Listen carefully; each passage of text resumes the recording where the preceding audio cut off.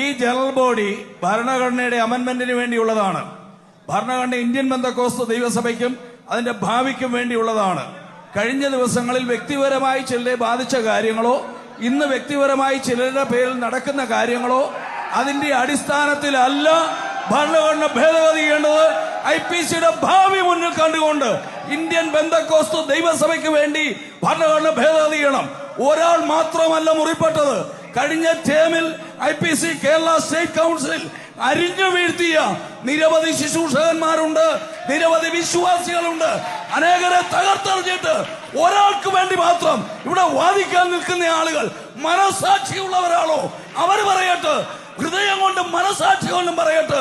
തമ്മിൽ തല്ലാനും വഴക്കുണ്ടാക്കാനും ഭിന്നതയുണ്ടാക്കാനും സഭകളെ പിളർത്താനും സെന്ററുകളെ പിളർത്താനും ശ്രമിച്ച് ജനത്തെ ആത്മീയമായി തകർക്കാൻ ശ്രമിച്ച പ്രസ്ഥാനത്തെ നശിപ്പിച്ച ഒന്നോ രണ്ടോ വ്യക്തികൾക്ക് വേണ്ടി ഇവിടെ ഗോഗോ വിളിക്കാൻ നിൽക്കുന്ന ഈ രീതി ദൈവസഭയെ നശിപ്പിക്കുന്നതാണ്.